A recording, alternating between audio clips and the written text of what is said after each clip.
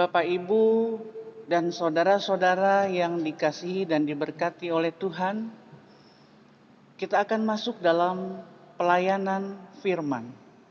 Sebelum kita membaca dan merenungkan kebenaran firman Tuhan, mari kita berdoa, mohon bimbingan Roh Kudus. Kita berdoa. Allah Bapa, di dalam nama Yesus, pada saat ini Tuhan, kami ingin disapa oleh kebenaran firman-Mu. Untuk itu Tuhan, urapilah kami dengan kuat kuasa Roh Kudus-Mu. Mampukan kami untuk memahami maksud Tuhan di dalam firman yang akan kami baca, dengar, dan renungkan. Bersabdalah kepada kami ya Bapa, karena kami anak-anak-Mu telah siap untuk mendengarkannya. Amin. Pembacaan Alkitab pada saat ini dari Perjanjian Lama, Maleakhi pasal 1 ayat 6 hingga ayat yang ke-14. Demikian firman Tuhan. Lembaga Alkitab Indonesia memberi judul Pencemaran Korban-Korban. Seorang anak menghormati bapaknya dan seorang hamba menghormati tuannya. Jika aku ini bapa, di manakah hormat yang kepadaku itu? Jika aku ini tuan, di manakah takut yang kepadaku itu? Firman Tuhan semesta alam kepada kamu, hai para imam yang menghina namaku. Tetapi kamu berkata, dengan cara bagaimanakah kami menghina namamu? Kami membawa roti cemar ke atas mezbahku, tetapi berkata, dengan cara bagaimanakah kami mencemarkannya? Dengan cara menyangka meja Tuhan boleh dihinakan. Apabila kamu membawa seekor binatang buta untuk dipersembahkan, tidakkah itu jahat? Apabila kamu membawa binatang yang timpang dan sakit, tidakkah itu jahat? Cobalah menyampaikannya kepada bupatimu, apakah ia berkenan kepadamu, apalagi menyambut engkau dengan baik? Firman Tuhan semesta alam. Maka sekarang cobalah melunakkan hati Allah, supaya ia mengasihani kita. Oleh tangan kamulah terjadi hal itu. Masakan ia akan menyambut salah seorang daripadamu dengan baik? Firman Tuhan semesta alam.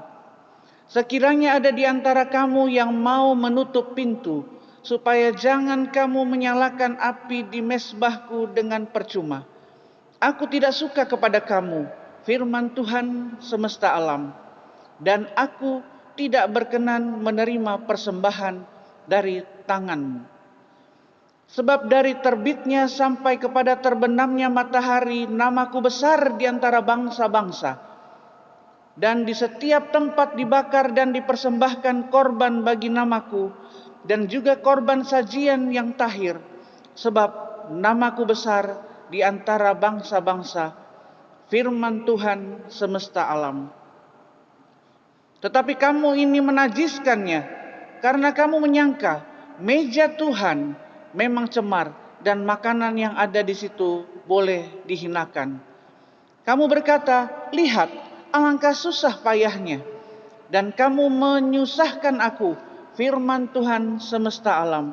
Kamu membawa binatang yang dirampas, binatang yang timpang, dan binatang yang sakit. Kamu membawanya sebagai persembahan. Akan berkenankah aku menerimanya dari tanganmu? Firman Tuhan. Terkutuklah penipu yang mempunyai seekor binatang jantan di antara kawanan ternaknya yang dinazarkannya, tetapi ia mempersembahkan binatang yang cacat kepada Tuhan.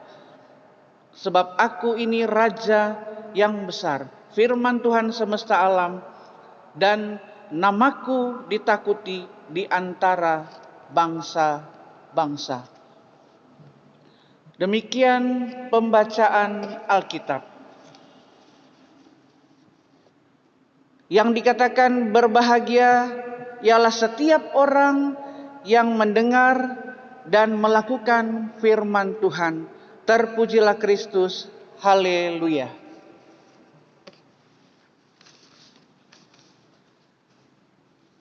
Bapak, Ibu, saudara-saudara yang dikasihi dan diberkati oleh Tuhan, setiap orang pasti mau dihormati. Ketika dia mau dihormati, maka dia harus menunjukkan bagaimana pribadinya, bagaimana tutur katanya, bagaimana perbuatannya, bagaimana tingkah lakunya. Apakah itu sudah selaras, apakah itu sudah serasi di dalam kehidupannya. Sama juga seperti di dalam keluarga. Seorang ayah, seorang bapak, seorang imam di tengah-tengah keluarga. Ketika dia mau dihormati oleh istri dan anak-anaknya, maka dia pun harus memperlihatkan jati dirinya.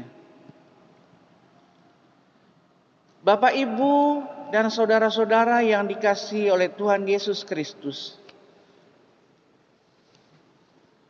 Kehidupan umat Israel, umat Tuhan, setelah pembuangan ke Babel, tidak menunjukkan bahwa mereka adalah umat Allah. Bangsa Israel tidak melakukan perintah, tidak melakukan ketetapan, tidak melakukan aturan, bahkan tidak melakukan kehendak Allah. Bangsa Israel justru hidupnya sangat bertentangan dengan perintah, dengan aturan, dengan ketetapan dan kehendak Allah. Bahkan bangsa Israel terpengaruh oleh kehidupan bangsa Babel. Mereka tidak memiliki standar di dalam hal gaya hidup. Dan bangsa Israel terlarut dalam gaya hidup bangsa Babel. Dan bahkan mereka membawa gaya hidup mereka ke Yerusalem. Dan bangsa Israel tidak menyadari hal itu. Bahwa gaya hidup yang mereka lakukan itu sangat bertentangan dengan Allah. Sangat bertentangan dengan kehendak Allah. Allah sesuai janjinya membawa pulang kembali mereka ke Yerusalem. Namun bangsa Israel tidak menghormati Allah. Bapak, Ibu yang dikasihi dan diberkati oleh Tuhan, bahwa setelah pembuangan mereka di Babel, hidup mereka bukan semakin lebih baik, tapi mereka tidak teratur. Kita Maleaki saat ini mau mengisahkan kondisi yang real, kondisi yang nyata yang terjadi pada saat bangsa Israel kembali dari pembuangan, di mana mereka melakukan kesalahan yang fatal dan menjijikkan di hadapan Allah.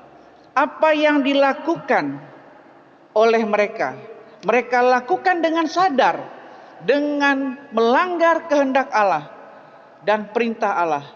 Salah satunya lewat bacaan kita pada saat ini. Bapak, Ibu yang dikasihi dan diberkati oleh Tuhan, bacaan hari ini mau menyatakan bahwa Allah murka kepada bangsa Israel. Ya, bahwa bangsa Israel itu merupakan bangsa pilihan Tuhan. Tetapi di dalam Alkitab juga dikatakan Tuhan berkali-kali murka kepada mereka, murka kepada bangsa Israel dari berbagai alasan. Namun di dalam bacaan kali ini ada yang unik. Tuhan murka karena mereka mencoba untuk mencemarkan korban-korban yang seharusnya dipersembahkan kepada Tuhan. Bahwa bangsa Israel membawa korban kepada Tuhan yang berupa hewan untuk disembelih, itu adalah hewan yang timpang, hewan yang sakit, hewan yang cacat, hewan yang buta. Diberikan kepada Tuhan yang buruk, dipersembahkan kepada Tuhan yang tidak baik. Sedangkan yang baik disimpan oleh mereka. Nah, hal itulah yang merupakan tindakan yang tidak menghormati Tuhan. Bapak, Ibu, saudara-saudara yang dikasihi dalam Tuhan Yesus Kristus, mungkin kita ingat tentang persembahan seorang janda miskin di dalam Markus pasal 12 ayat 41 sampai 44. Bagaimana seorang janda miskin memberikan dari kekurangannya semua yang ada padanya, yaitu seluruh nafkahnya. Tuhan melihat ketulusan hati seorang janda miskin. Dan saat ini bahwa umat Israel memberi hanya untuk memenuhi kewajiban keagamaan mereka. Jemaat yang dikasihi oleh Tuhan Yesus Kristus, lewat firman Tuhan pada saat ini, mau mengingatkan kepada kita, apakah kita telah memberikan persembahan yang terbaik untuk Tuhan? Memberi yang terbaik, bukan memberi yang sakit, memberi yang buta, memberi yang timpang atau yang cacat. Memberikan persembahan yang dengan tulus hati, bukan karena terpaksa. Persembahan yang kita berikan kepada Tuhan bukan hanya materi saja, tetapi juga dengan rohani. Bagaimana kita memberi waktu kepada Tuhan di dalam peribadahan kita. Sudahkah kita memberikan waktu yang terbaik untuk Tuhan? Sudahkah kita menyediakan waktu untuk bersekutu dengan Tuhan? Ketika kita bekerja, kita masuk kantor jam 7 tepat.